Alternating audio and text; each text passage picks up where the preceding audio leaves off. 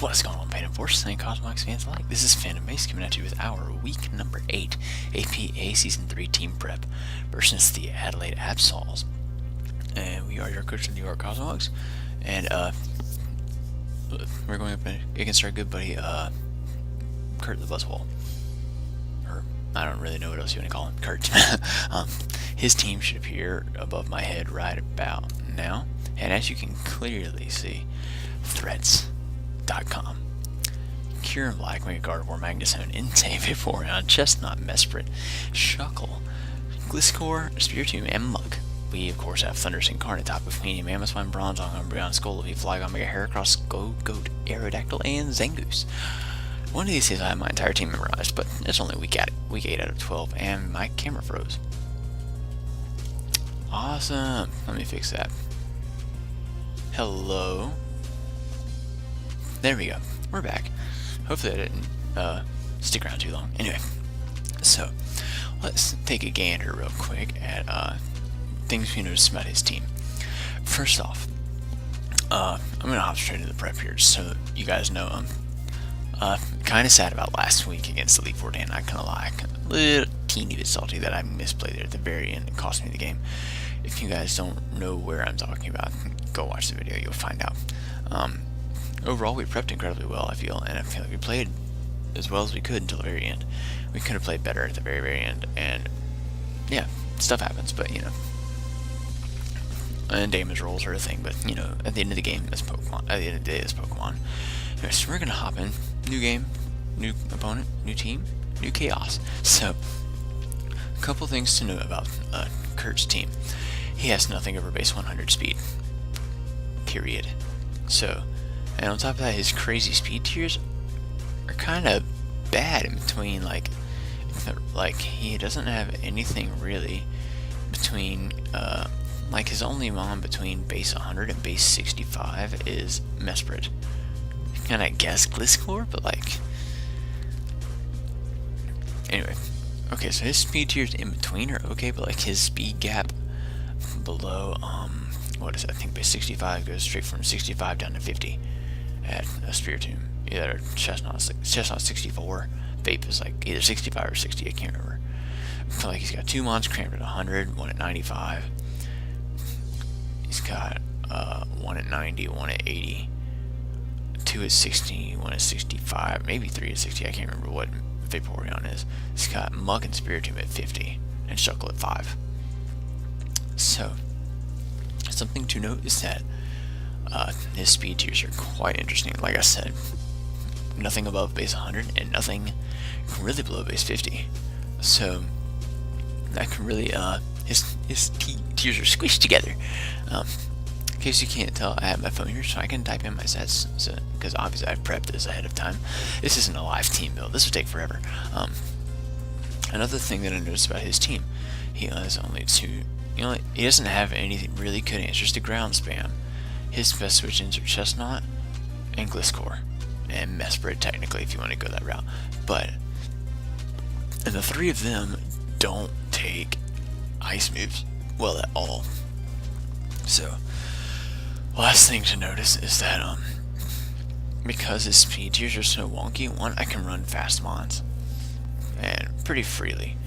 Two, and I can run them kind of off like boldly, I guess you could say. What's the other phrase I could use? Aggressively.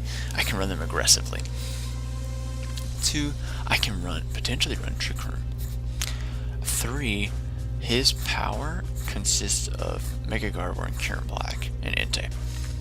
Everything else is bulk, pretty much. Last thing to know about his team, he has one hazard remover in Gliscor, and he has only two rock setters in Gliscor and Shuckle, and a spike setter in Chestnut. That is all. Muck does not get toxic spikes. Muck is the only thing that can switch into toxic spikes. But I decided that because his team is so slow and so crammed together, I was going to go kind of hyper offensive this week. And you guys will see how this build plays out. So without any further ado, let's hop into the build. So obviously, I'm going to try to emulate this as well as I can for what I wanted to bring for this team.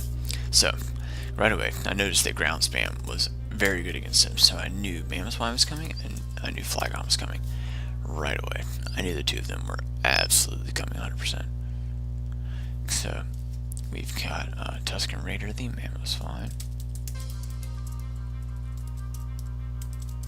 Tuscan Raider, the Mammothwine, and Goggles, the Flygon. Okay. Now, clearly, we're going to run Thick Fat this week because we need to be able to actually, like one hit from Entei.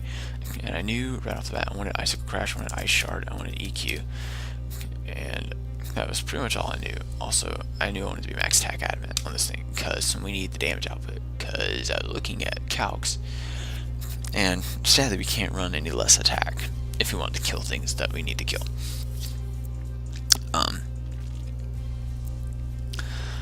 On further notice, we also decided to creep. I think we went 220 in speed to creep a Magnezone, and I think we threw the rest into HP and the 4 spread into defenses so we could have maximum.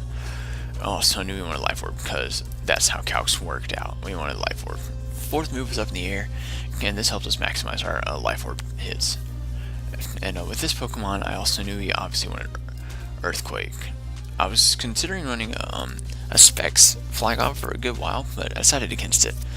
And you'll see why here in a second. Because right now all I knew is I wanted Earthquake, and I wanted Dragon Claw, so we could hit Cure Black better. Now, next Pokemon I knew I wanted is that I kind of wanted a I needed to switch into Mega Gardevoir, and I don't have the luxury this week of being able to use a bulky Fire type or a bulky Psychic type to switch in to Mega Gardevoir. I say that very loosely because I have a bulky Fire type. I can just switch into Mega Gardevoir, or like a bulky Steel type, like per se. Because the one Steel type I do have is Psychic type, so it's kind of iffy. However, with this particular Pokemon, we are, of course, bringing Bronzong. Okay, and I knew right off the bat at least 2 moves, or 3 moves I wanted. I wanted Gyro Ball, I wanted Earthquake, and I wanted, because I wanted to be able to once again spam more ground moves, and I wanted Trick Room. That's all I knew on this thing so far. Okay, and of course I knew the spread. Right off the bat, we were running 244 in HP, 12 defense, 252 speed F. We were running a Sassy Nature.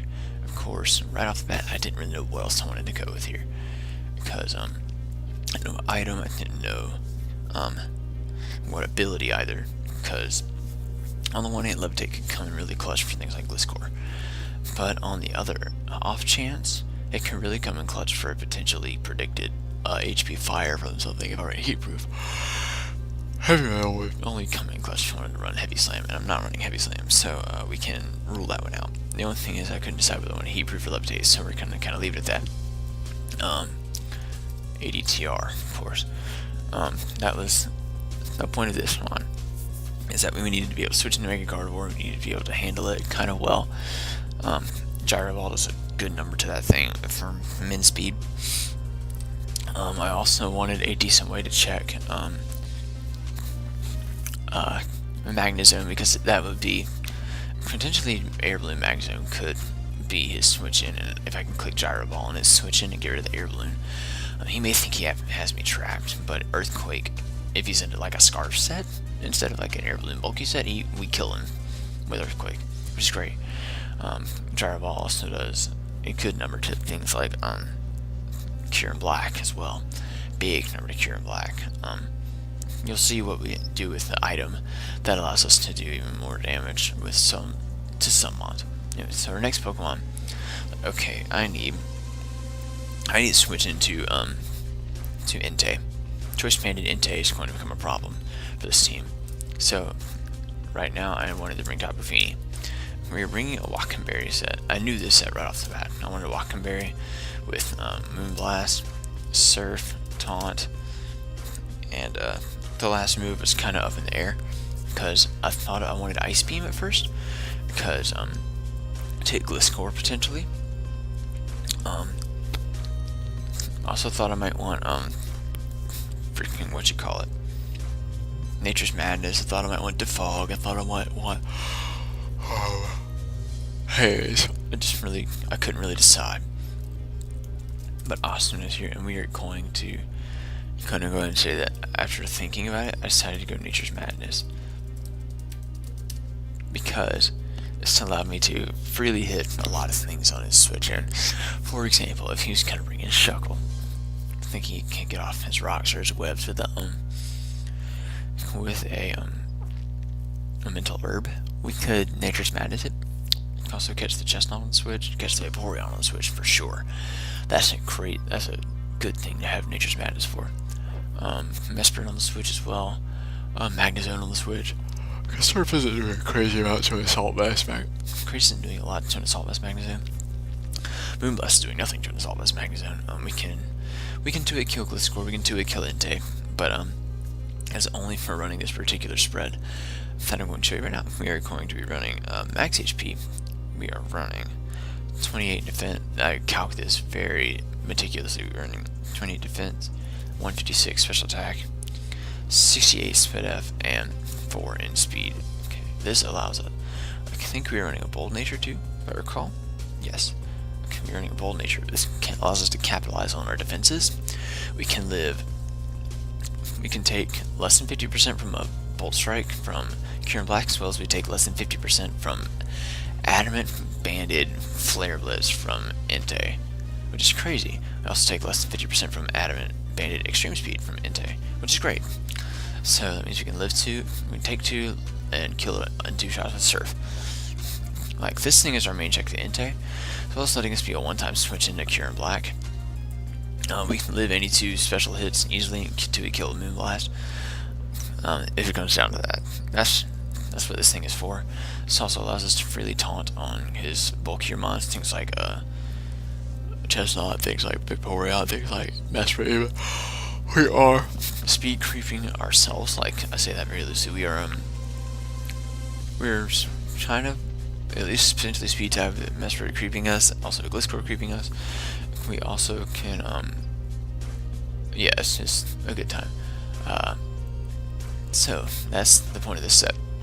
Next Pokemon I decided to bring, I wanted to bring a little bit more offense. We got our speed.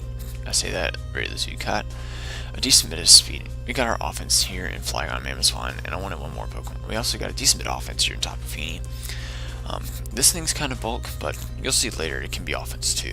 Next up, I wanted to bring something that could capitalize on the Trick Room we're bringing. So I'm bringing we're bringing freaking Heracross. We're bringing Mega Heracross. I was trying to type in his nickname, Kirito. Of course, we're bringing the 4 moves I was originally going to bring. Was going to be Low Kick, Pin Missile, Bullet Seed, Bulldoze. I was going to bring Bullet Seed, and I was going to bring Rock Blast, but I decided against Bullet Seed last second, and you will see why here in a second. Because Bullet Seed was going to be good for Vaporeon and for a roost stalling Gliscor. So we are going to run and this particular spread here, we decided on instantly. It's going to be 172 in HP, max attack, Adamant, and we are running the rest in speed. It allows us to, once again, creep a no speed Tapu Fini, which means we're creeping something creeping Tapu Fini, or no speed Tapu Fini, which is a good time because it also means we're creeping Mesprit pretty heavily. If it's running no speed, or even like 20 speed, we're creeping at 36 speed invested Mesprit. So that's good. Yeah. This bulk allows us to live any 2 hits from Cure and Black and kill with Low Kick unless he's like super bulky, or unless he's more of a like an offensive boosting item set like Life Orb. If he's got HP Flying, we could be in for some fun, but we don't die to HP Flying. That's the crazy thing. We do not die to HP Flying, and we kill with Low Kick. And so right now this was one of the last mons I decided to change the moves on. But right here is when I decided on the item for Bronzong. I decided we were going to go with the Macho Brace, but once I found out that wasn't released, we're going to go with Power Belt, because I wanted Power Belt because it's fun. And we can run with this, and so that meant that the last move I wanted to go with on this thing was still once again up in the air. For a while I had Reflect, for a while I had Stealth Rock even, but I decided ultimately that Stealth Rock on Mammoth Swine was going to be here. At this point, I was going to that Stealth Rock on Mammoth Swine was going to be more valuable because we could pressure a lot of things out and get rocks up for free. So we could pressure out the Gliscor and get rocks up. We could pressure the even Gardevoir, really. Like, I don't know, there's just a few things we could handle. Yeah. Now, here is where things got tricky. Is I decided on my spread for Flygon here. Like, okay, if he's gonna be bringing freaking Cure Black, he's gonna bring it either Scarfed or he's gonna bring it with only enough speed to creep my my Tapu Fini, but I doubt he'll do that. I kind of want to make sure he doesn't speed creep that, and I wasn't able to tell by his prep or his videos that whether he creeps or not. So I decided ultimately just to kind of go with my gut here and just creep.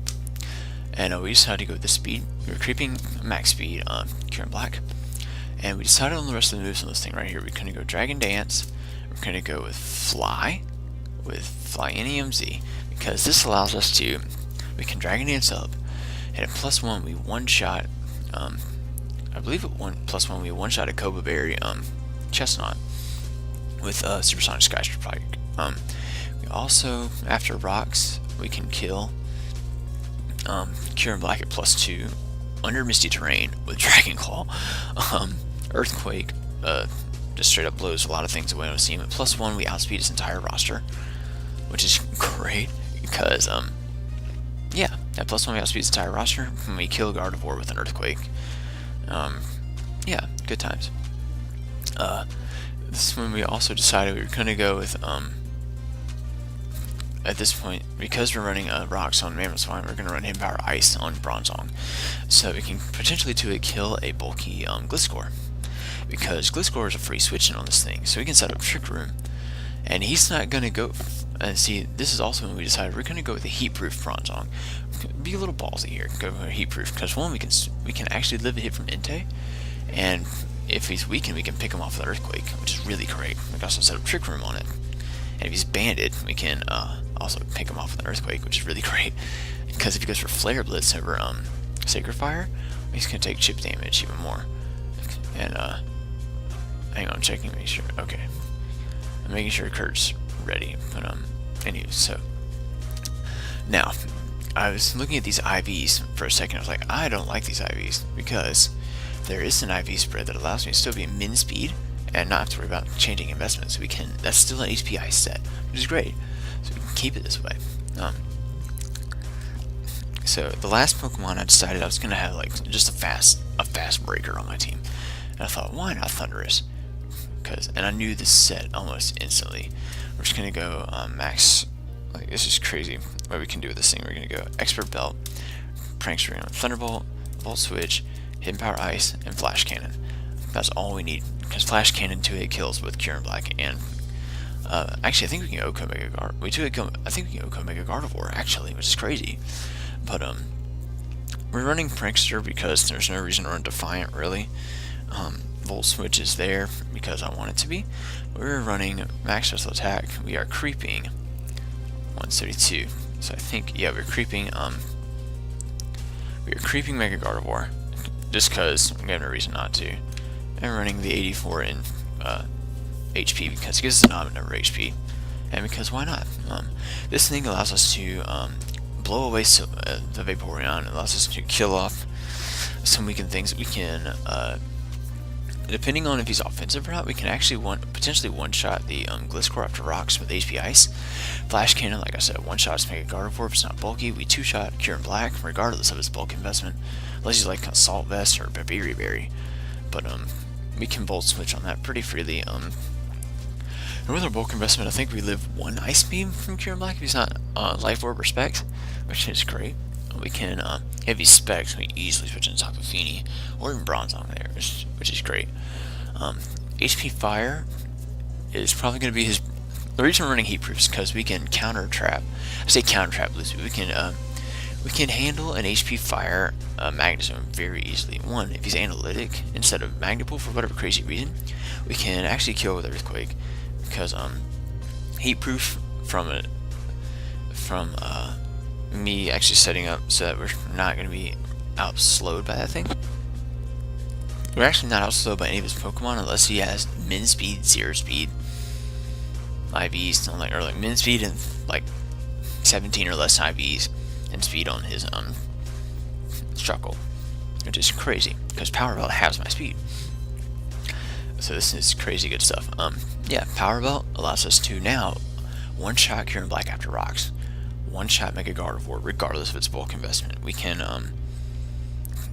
do a lot of damage to a lot of things, and with that, the kind of the structure of this team is to get as much as we can initiative into. Like, what I'm planning to do is essentially, if I see Mesprit, I'm leading Heracross, because Mesprit cannot kill me from full unless he's like Specs, and if he Specs, I can kind of, I don't expect him to be Specs. I think he's going to be more of a bulky set. He kind of he has to bring a bulky Mesprit to handle my Heracross. And funny thing is, if he's a Tonga Berry, it still drops to Pin Missile, just crazy stuff. And speaking of that last move, I was going to run Bullet Seed, but I decided Knockoff was better because his switch in to my Mega Heracross every day is going to be 1 of 2 mons. It's either going to be, or 1 of 3 mons really, it's going to be either Entei, it's going to be Gliscor, or it's going to be Mesprit. Mesprit, if he's for some reason Colbur Berry, get rid of the Colbur Berry. Gliscor, we can get rid of Toxic Orb so that he cannot get his Toxic recovery, or Toxic or Poison recovery, which is crucial for me to be able to wear that thing down. And Entei, if you get rid of Choice Band, Tapu Fini is a much easier switch in. It also makes a Flygon a pretty decent switch in too, which is great because without the Choice Band, we actually live 2 extreme speeds. We can set up, come in for free, set up a Dragon Dance, and kill with Earthquake every time. And if he's a Natural Gift set, we actually can knock off that Berry too and prevent him from using that. I expect a Natural Gift Ice if he's going to run that, because he needs to be able to beat either Natural Gift Grass, because he needs to be able to beat my Tapu Fini or my Flygon. Natural Gift Ice, I can also see him bringing for Thundurus, but that way it covers both Thundurus and Flygon. But anyway, that's just me. Anywho, so that's the team. We've got I think we're pretty set as far as spreads go. It's kind of more standard-ish, except for the Tapu Fini spread and this Heracross spread. But like, I think we're pretty well prepared overall. We also, once again, we can outspeed some bulkier mons, things like I don't know. It's going to be a good time, I think. So yeah, I'm looking forward to this match. Hope you guys are too. Show some love on the like button down below. If this all has been for me, it's been Phantom Base. We'll catch you guys in the battle. Bye, guys.